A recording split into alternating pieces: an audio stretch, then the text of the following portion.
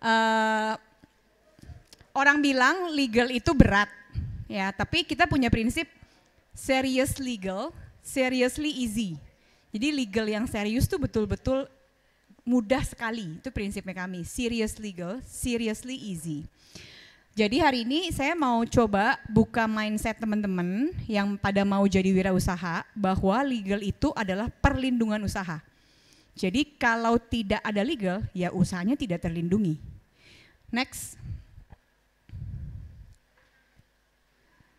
Nah, kenalan dulu, kata Sis Eka, kalau nggak kenal nggak sayang. Jadi saya merupakan founder CEO dari Kontrak Hukum. Saya punya license notaris sendiri. Saya juga merupakan tenaga ahli bidang regulasi dan kebijakan komunikasi publik. Waktu kuliah nggak malu-maluin lah, magna cum laude. S2 dari UI-nya juga beasiswa.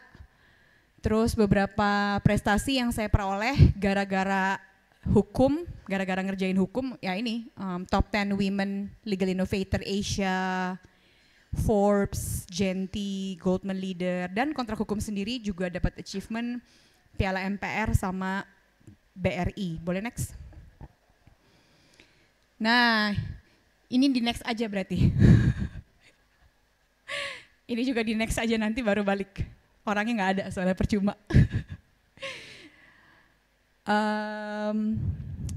Buat teman-teman, saya kalau misalnya kalian merasa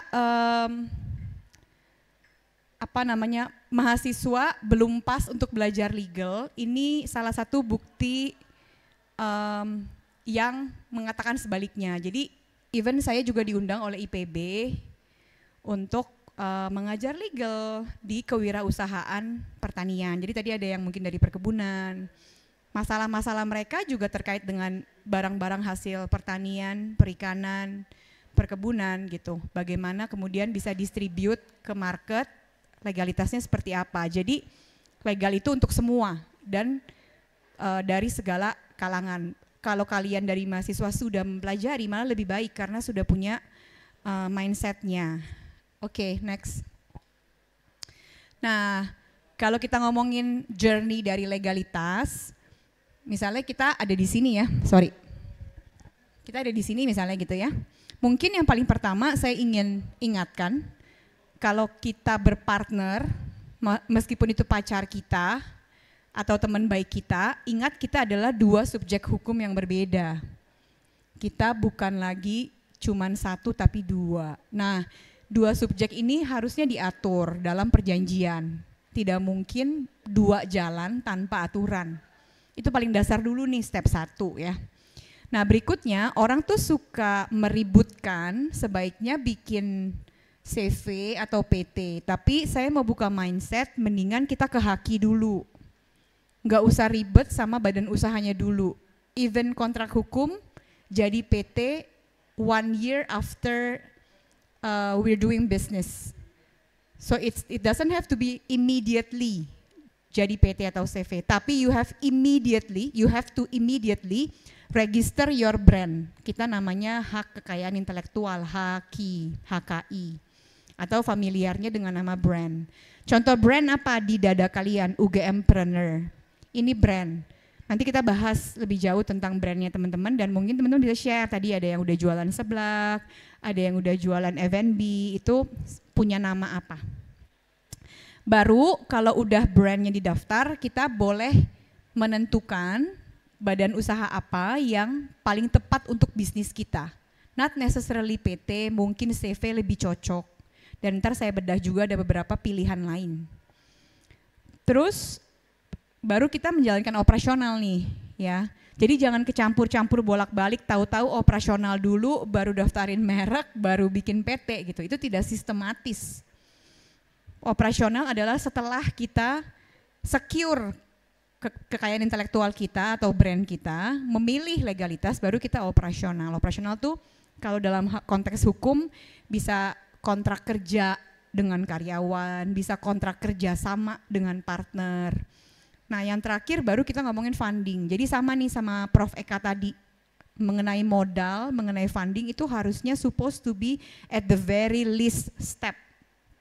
bukan di depan. Boleh next? Nah, tentang brand, kita next aja langsung. Nah, kita kan mengenal dengan nama merek gitu ya. Nah, saya ada bikin bold tuh. Jadi kenapa penting si brand ini? Karena dia tuh jadi identity of your business. Jadi kalau kita sepenting masuk kemana-mana harus pakai KTP, it's the same thing. The identity of your business is your brand. Jadi bukan barangnya apa, jasanya apa, tapi brandnya apa. Even in this world, sebetulnya valuasi dari brand itu bisa lebih besar dari valuasi usahanya. Gitu. Artinya membangun brand itu jadi penting. Nah, gimana mau ngebangun brand kalau brandnya sendiri tidak kalian miliki? Apa yang saya bangun? Jangan-jangan selama ini saya bangun sesuatu yang bukan milik saya. Questionnya itu. Question tersebut kita jawab di next slide. Ya, next dulu boleh, sorry. Next dulu. Nah, jadi ternyata yang namanya brand, merek, itu sifatnya harus diregister kepada negara. Bukan otomatis menjadi milik kalian kalau kalian menciptakan. Karena brand ada di bawah intellectual property bernama merek. Berbeda dengan intellectual property bernama hak cipta. Kalau hak cipta, sesuai dengan namanya, haknya lahir ketika ciptaan diwujudkan. Jadi tanpa dimintakan permission oleh negara, haknya sudah lahir, itu hak cipta, beda. Tapi kalau brand ternyata hukumnya mengatur lu harus minta dulu izinnya sama negara baru jadi milikmu. Itulah kenapa tadi saya bilang jangan-jangan kita susah-susah bangun brand, bikin logo, bikin reputasi, tapi kita tidak memilikinya. Karena kita belum diberikan permission sama negara untuk memilikinya. Nah, saya mau mulai ke sini dulu malahan. Sayangnya, sistem hukum dari brand itu first to file, gengs. Dia nggak bilang first to use. Kalau first to use, kamu merasa kamu pakai duluan, kamu berhak. Tapi dia bilang first to file. Jadi kalau kamu nge-filing duluan, ngajuin dulu ke negara, maka kamu yang berhak. Ini sedunia nih, bukan cuma di Indonesia, udah diratifikasi seluruh dunia, 172 negara. Jadi kalau misalnya nih, saya pakai brand UGMpreneur gitu ya, terus teman-teman juga pakai UGMpreneur. Saya misalnya di Yogyakarta, teman-teman di Jakarta misalnya gitu ya, nanti negara tidak mau ribut soal siapa yang pakai duluan, tapi negara lihat siapa yang ngurus haknya duluan. Bisa jadi saya pakai duluan, tapi saya nggak ngurus-ngurus. Negara menganggap itu abai pada haknya. Jadi kamu yang di Jakarta duluan nge-file, maka kamu yang punya hak. Maka sengketa brand menjadi sangat banyak, sangat amat banyak. Karena orang merasa sudah memilikinya, ternyata dia belum filing. Saya pernah duduk satu sofa, sama narasumber yang udah ngebawa desain bajunya ke Arab Saudi. Dia testimoni di sofa itu tanpa saya janjian. Dia bilang, Mbak, saya 7 tahun bangun brand saya, tahu-tahu saya ke Tanah Abang, brand yang sama ada di Tanah Abang. Lalu saya debat, Bapak kok bawa brand saya di Tanah Abang? Ini mengganggu reputasi saya lagi bawa brand saya ke luar negeri. Kucuk-kucuk Tanah Abangnya bilang, saya sudah punya sertifikat, Bu. Every time I tell you the story, saya selalu merinding. Karena susah-susah dia bawa itu brand ke Dubai, ternyata bukan dia yang punya. Jadi kalau dia mau tetap mempertahankan itu brand, dia harus bayar ke si Bapak Tanah Abang. Sertifikatnya yang punya si Bapak Tanah Abang. Jadi ada orang-orang yang until now gara-gara lupa mendaftarkan merek sebagai step kedua, setelah ketemu partner, until now they pay someone else untuk menggunakan brand itu.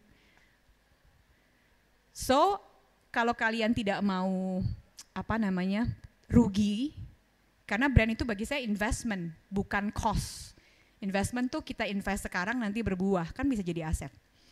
Nah, bukan cost. Jadi kalau kalian tidak mau rugi, sebaiknya dari sekarang, apalagi teman-teman yang benar-benar mau bikin bisnis, dipikirin namanya, dipikirin logonya, Lalu nama dan logo secara bersama-sama dimintakan haknya untuk dimiliki kalian ke negara bernama Direktorat Jenderal Kekayaan Intelektual. Nah, kenapa saya bilang si brand itu harus step number 2 after you find your partner? Karena orang-orang banyak tidak tahu mendaftarkan brand itu bisa atas nama bersama-sama, bukan badan. Jadi tidak harus punya badan usaha dulu baru boleh daftar brand. Kalau kita memilikinya bersama-sama 3 orang, 3-tiganya bisa daftar bersama-sama. Banyak orang tidak mengetahui. Jadi dia tidak harus ribut, di antara bertiga daftarnya siapa dulu ya, dia aja deh. Tidak harus. Dia bisa secara bersama-sama mendaftarkannya, oke? Lalu yang kedua, jangan dilupakan brand itu tidak selama-lamanya Anda punya haknya. Anda harus renewal haknya setiap 10 tahun. 6 bulan sebelum itu habis, tanggalnya lihat di sertifikat, itu ada kewajiban untuk pemilik brand merenewal haknya kepada negara. Apa yang terjadi kalau kita lupa? Ketika sudah genap 10 tahun 6 bulan, jadi 6 bulan sebelum kita sudah bisa renewal. Tapi kalau sudah 10 tahun kemudian lewat 6 bulan, itu sudah dilepas ke umum. Bisa diambil, di bidding, dicoba daftarkan oleh orang lain. Dan ada kasus demikian, botol kecap yang udah hilang di puncak. Itu kenapa dia lupa renewal, akhirnya diambil oleh kompetitornya. Dia tidak bisa lagi memproduksi dengan brand yang sama. Ya. Nah, terus tentang teritorial, jangan berpikir kalau sudah didaftarkan di satu tempat, kemudian kita mau pakai brand itu untuk misalnya di negara lain, misalnya Malaysia, Singapura, Arab Saudi, tadi kita Dubai. Itu sudah aman karena sudah dilindungi di Indonesia. Sifat pendaftaran brand itu teritorial. Jadi di mana merek tersebut akan dipopulerkan atau dipasarkan, di negara itulah dia harus didaftarkan kembali. Jadi kita daftar di sini karena market utama kita di Indonesia, tapi kita juga harus daftar di negara-negara tujuan. Sampai sini ada yang mau nanya nggak? Yes, please.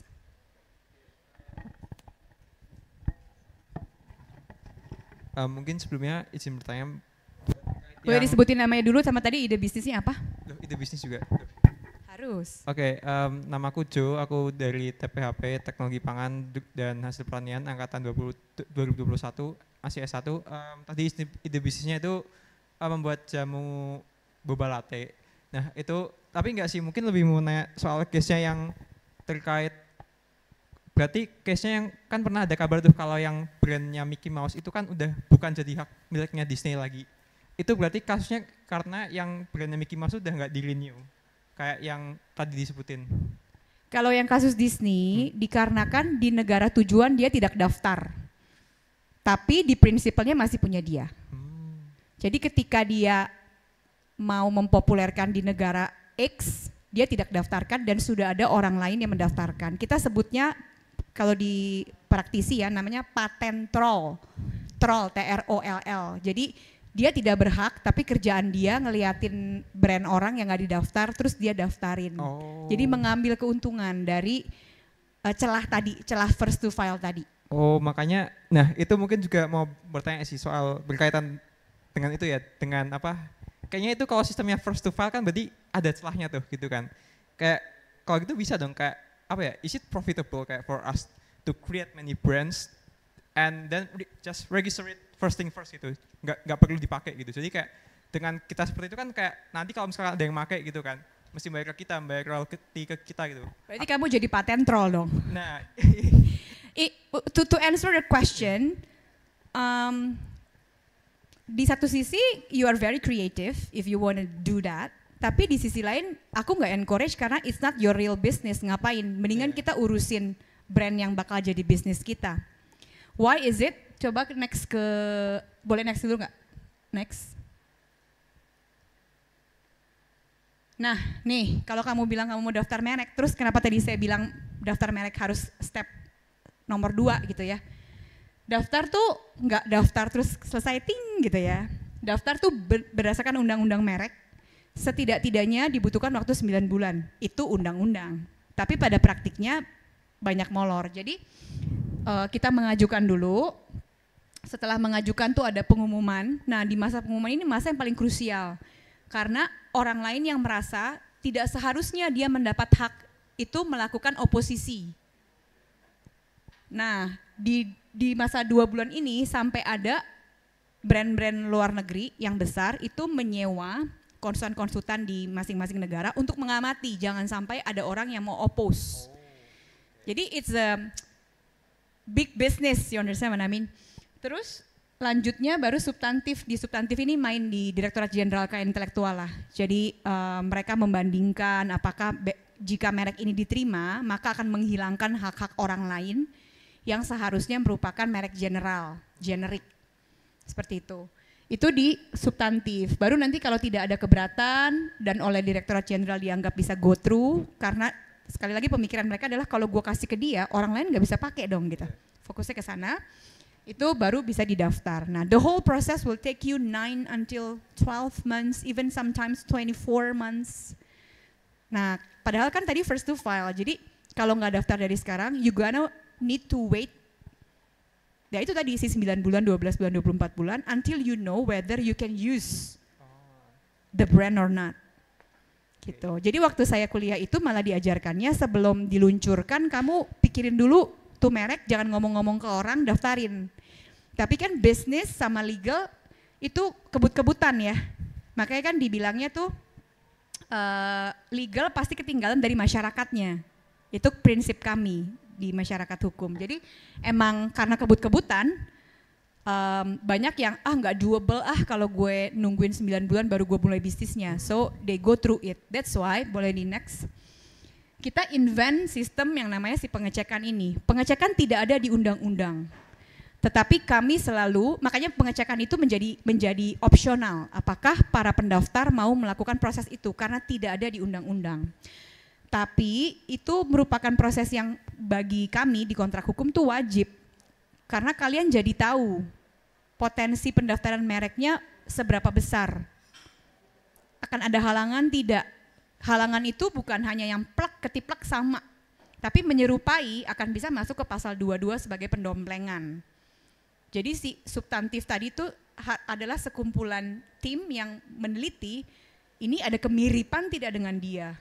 Dan bayangin kalau semakin banyak brand yang terregister di kelas yang sama, maka dia harus teliti lebih banyak bahan gitu. Jadi akan molor lagi ke belakang. Ya. Thank you Joe. Okay, thank you. Anyone else? Please. Nama, terus tadi apa ya? Jurusan sama ide bisnis. Perkenalkan, nama saya Andin dari manajemen. Kalau ide bisnis, kayaknya kebanyakan. The one that you wanna build seriously?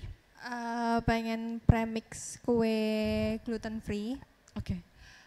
Langsung pertanyaan? Sure. Bentar. Lupa. Oh ya, tadi kan untuk merek itu teritorial ya. Nah, kalau misalkan di luar negeri itu udah ada merek yang seperti itu, tapi di Indonesia mau pakai nama yang mirip atau bahkan sama, tapi untuk jenis usaha yang berbeda itu apakah boleh? Sama yang kedua, kan sekarang udah kayak jualan online, toko e-commerce itu kan banyak ya. Nah, kalau misalkan kita aslinya operasionalnya di Indonesia, tapi karena dengan globalisasi yang bisa diekspor kemanapun itu jadi lebih gampang gitu, apakah kita tetap harus urus legalitasnya di negara-negara yang orang beli itu, atau cuman kalau misalnya kita buka cabang aja gitu? Ya. Yang pertama apa tadi? Udah lupa gue. Kalau misalkan di luar negeri udah ada mereknya itu, tapi di sini mau bikin lagi tapi dengan mungkin jenis usaha yang berbeda. Oke. Karena jenis usahanya berbeda, jadi di merek itu sebetulnya ada 45 kelas, 34 kelas barang, sisanya 11 kelas jasa. Aku nggak show di slide, tapi kayak misalnya paling mudah misalnya mungkin Gojek gitu ya, karena kan aplikasi anak bangsa tuh. Gojek itu masuk kelasnya di aplikasi iya, tapi ada jasa keuangannya juga iya gitu, karena ada GoPay-nya gitu. Tapi ada transportasinya iya, ada ride hailing-nya ada gitu. Jadi setiap bisnis itu dilihat turunan aktivitasnya lalu dimasukkan ke kelas tadi. Jadi kalau kamu mau makai brand yang sudah ada di internasional, kamu cek dulu dia sudah daftar belum di negara asal di kelas aktivitas bisnis dia. Let's say aktivitas bisnis dia tadi aplikasi nomor 9 gitu ya. Kalau dia ternyata udah daftar, kita lihat turunannya. Dia daftar lagi nggak di negara lain lewat negara dia. Jadi kalau dia udah daftar di negara prinsipal, dia bisa daftar ke negara lain. Nah, kalau ternyata dia tidak daftar dan kelasnya kamu tidak mau pakai kelas 9, melainkan kelas 12, kelas 15, kamu bisa pakai. Oke, jadi walaupun bermiripan, tetapi kelasnya berbeda dan teritorinya berbeda, itu boleh. Tapi kalau aktivitas bisnis kamu plek ketiplek masuk kelas yang sama, kita nggak bisa pakai. Karena potensinya dia akan oposisi di pengumuman, meskipun dia belum daftar di negara kita. Seorang konsultan yang baik pasti akan advice, jangan deh kelasnya sama. Gitu. Oke, terus yang number 2, prinsipnya kalau saya biar mudah adalah kamu mau promosikan di mana? Bukan distribute kemana. Kalau distribute bisa jadi pembeli kamu udah di sana, tapi dia lihat promosinya waktu ada di Indonesia. Nah, perlindungannya itu pada saat mempopulerkan. Jadi brand itu kan untuk popular, untuk identity. Bukan kalau misalnya dia lagi beli di Indonesia terus tahu-tahu dikirim di Brazil, jadinya kamu harus register brand di Brazil, bukan. Itu mengenai logistiknya, mengenai pengiriman. Tapi di sini tuh kamu mempopulerkan, memasyarakatkan si brand itu di mana. Jadi kalau kamu nggak ada pembeli di Brazil, tapi kamu promosi terus di Brazil, ya kamu harus daftar di Brazil. Kalau nggak orang lain akan steal it, punya potensi untuk steal it. Thank you ya. Cukup dulu ya, boleh next? Nah, sebelum masuk ke legalitas usaha, tunggu mikir dulu. Ya udah deh, nggak apa-apa. Yuk lanjut. Jadi tadi kan si brand udah habis ya, dari 1 udah nanya. Nah, di legalitas usaha, sekali lagi aku tidak urge teman-teman untuk langsung punya badan. Kenapa? Karena sekarang kontrak hukum malah nerima terlalu banyak permintaan penutupan PT dan CV. Saking dulu bikin PT nggak mikir dan lupa PT itu adalah subjek yang hidup. Jadi kalau dia belum almarhum, dia masih tetap hidup kewajibannya. Sehingga harus ditutup, dan penutupan itu bukan proses yang mudah. Harus cabut NPWP, harus pengumuman koran, harus tunjuk likuidator untuk menilai aset. Jadi tidak saya encourage untuk terburu-buru bila belum memahami, atau apalagi belum pasti. Setidak-tidaknya kalian pasti dengan kalian mau jadi entrepreneur atau tidak. Karena kalau masih antara kiri dan kanan, mau jadi entrepreneur tapi nggak tahu deh, lihat kalau ternyata nggak untung, ntar buntung, saya mau jadi profesional aja, atau saya mau jadi malahan pekerja aja misalnya, which is we don't expect them from you guys gitu. Nah, kalau udah berubah-berubah gitu, mendingan jangan dulu bikin badan, nanti repot di belakang. Tapi kalau udah firm, nggak mau, saya mau jadi wirausaha, soalnya saya inspired by Prof. Eka dan Pak Bams gitu, di suatu tanggal 3 Oktober ini kan ya? Apa 4 ya? 4 Oktober, inspired. Jadi mau nggak mau darah daging gue adalah, darah dan nadi gue adalah entrepreneur.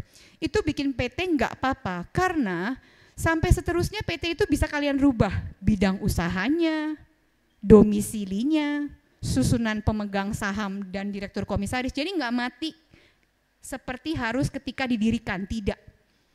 Jadi it's the matter you decide, kamu mau jadi entrepreneur atau tidak. Kalau mau, ini option. Kalau belum, goyang-goyang jangan, nanti repot. Saya juga repot ngurusin penutupannya. Lanjut. Nah, karena belum dulu. Karena belum dulu bikin PT, saya mau introduce satu KTP usaha namanya nomor induk berusaha. Ini sebetulnya kabar gembira untuk seluruh pelaku usaha termasuk mikro dan kecil. Karena sebelum PP 2018 yang baru diterapkan secara berkala di 2 tahun kemudian, karena setiap peraturan perundang-undangan itu punya waktu 2 tahun untuk diimplementasikan, apakah dibuat peraturan pelaksananya atau sosialisasinya. Si nomor induk berusaha ini diperkenalkan oleh PP 2018 sebagai pengganti legalitas untuk mereka yang belum punya badan usaha. Gitu. Jadi ibaratnya kalau kita pribadi, kita punya si KTP tadi kan. Kalau saya di Provinsi DKI Jakarta 317 depannya. 1025, hafal belakangnya ya. Tapi kalau si nomor induk berusaha ini adalah dia terbitkan satu nomor untuk usaha kamu. Jadi dikasih tahu aktivitas usahanya apa gitu, mungkin nggak kelihatan ya di sini ya. Aktivitas usahanya itu apa, misalnya tadi memproduksi makanan gluten free, misalnya kue-kue gluten free gitu, nanti kita ambil klasifikasi itu masuk di 5 kode yang mana, terus aktivitasnya dijabarkan, ya keluarlah gitu si NIB ini. NIB ini gratis, kalian bisa akses langsung melalui Kementerian BKPM Investasi, namanya online single submission. Online single submission. Kalian bisa register dengan hanya mengisi secara jujur permintaan-permintaan data dari si online single submission, terus that's it, keluar, oke? Nah ini satu, kenapa penting untuk kasih identitas? Supaya terpisah, jadi saya pribadi dengan pribadinya si usaha itu terpisah. Next. Tapi kalau misalnya kalian udah enhance tadi, atau kalian sudah pilih menjadi wirausaha, tadi kan saya udah cerita di depan bahwa saya juga jadi mentor untuk Prime Step di 4 universitas termasuk UGM. Nah, selalu saya advise, ini adalah kasus nyata di mana mereka yang CV terhambat untuk mendapatkan pendanaan lebih. Gitu. Alasannya kenapa hari ini saya beritahu, setidak-tidaknya ada 2 alasan. Yang pertama, yang namanya CV itu tidak memisahkan harta antara kepemilikan pribadi dengan kepemilikan usaha dari sekutu aktifnya. Memang dia mengenal juga sekutu pasif yang cuma modalin doang, tapi sekutu aktifnya itu nyampur hartanya. Jadi hanya pada badan usaha PT lah yang merupakan badan hukum dilakukan pemisahan harta antara pribadi dengan badan. Dengan pemisahan artinya satu, resikonya terpisah. Kalau sampai ada tagihan hutang tidak menyangkut ke harta pribadi. Tapi kedua, apa yang dimiliki PT bukanlah aset dari ownernya, melainkan aset dari PT-nya. Jadi ada step untuk bisa mencairkan aset atau menjual. Itu ya. Yang kedua, hanya PT lah yang bentuknya zero, saham, surat berharga yang sangat mudah dialihkan.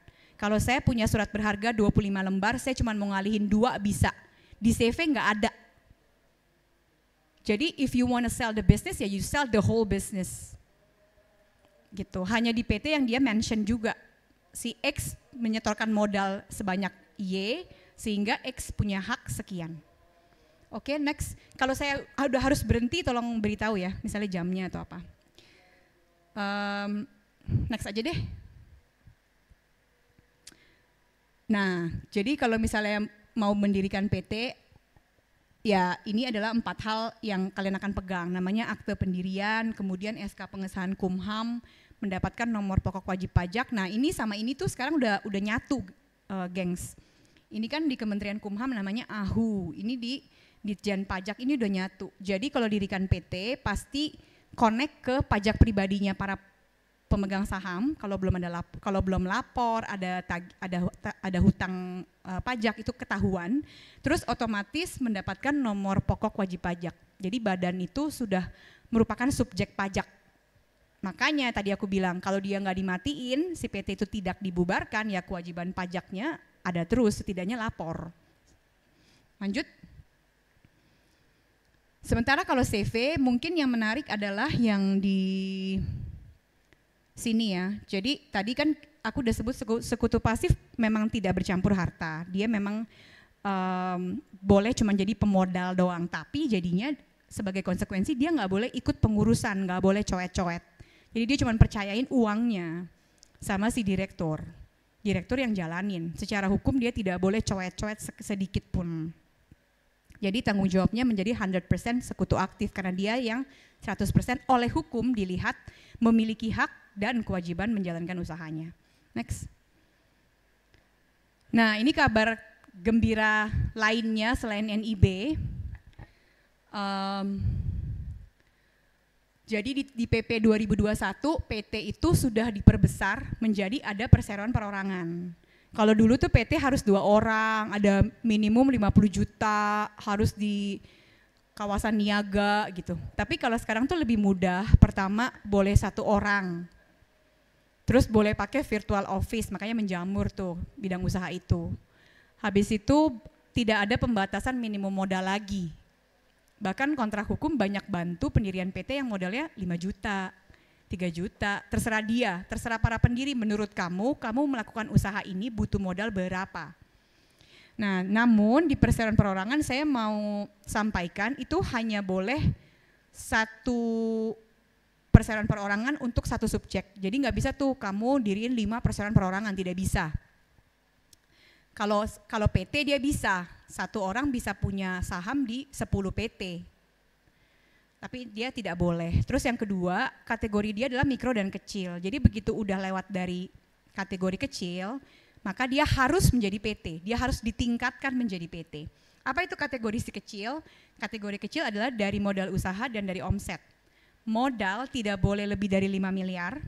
Jadi misalnya kalian sukses, habis itu setiap kali bagi dividen, sisanya dimasukin lagi jadi modal. Kan modalnya meningkat terus tuh. Begitu modalnya udah hit lebih dari 5 miliar, maka sudah tidak boleh pakai perseroan perorangan. Terus yang kedua, omset. Omset itu 15 miliar. Jadi begitu 15 miliar 1 perak, dia sudah tidak boleh pakai perseroan perorangan. Coba deh, saya mau ambil kontrol di slide. Balik ke yang awal-awal tadi. Boleh di escape aja. Dipilih, nggak bisa ya kalau di sini? Oh gitu, oke. Nggak bisa ya?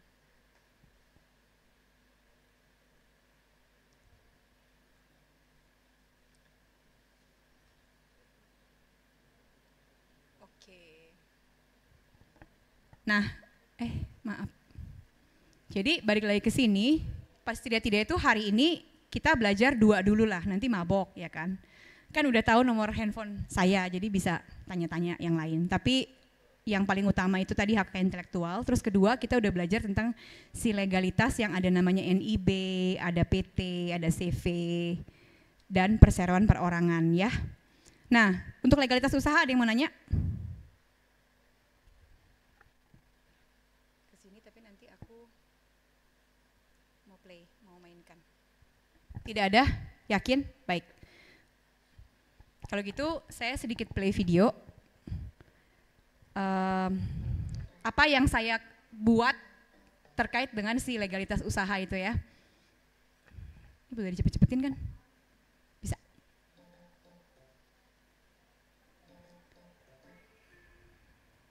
Oh caranya gitu ya? Oke. Kok tapi tetap dari awal?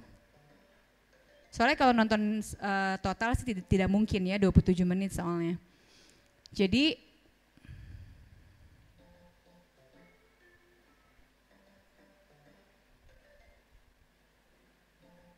nggak apa-apa dipencet di mana aja, boleh. Yang tidak terlalu awal.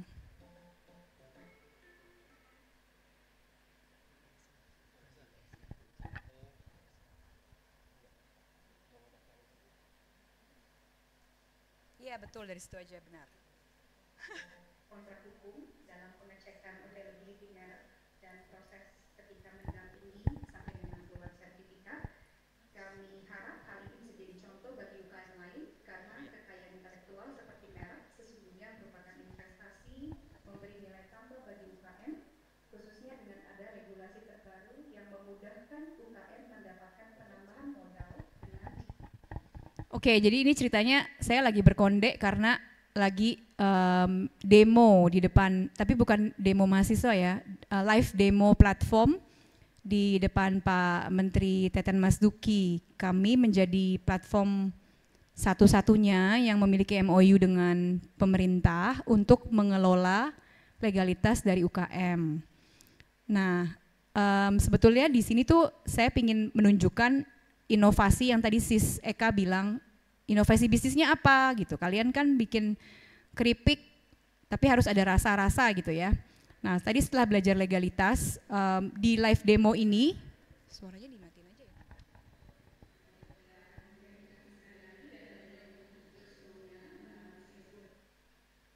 Di live demo ini tuh, ini yang kami kerjain, ini inovasi yang kami kerjain. Kami itu mengautomasi proses pembuatan PT. Jadi ada 1 UKM di Powered by AI di platform kami di kontrak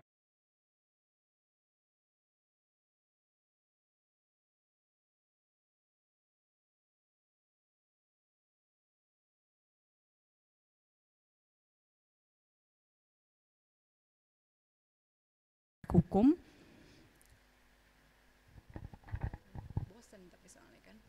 Karena dia sama sekali tidak latihan, jadi ya tentu lama ya. Jadi kalau ditonton secara langsung pasti teman-teman bosen. Tapi setelah form itu dia isi, dia lakukan pembayaran, dia bisa membubuhkan tanda tangan dia secara digital, terus voila, jadilah si minuta akta dari pendirian PT. Nah di akhir itu ini pada saat pembubuhan tanda tangan digital, terus di akhir ditunggu sampai ternyata bisa keluar SK Menkumham-nya. Jadi kalau ngomong tentang inovasi mungkin itu ya.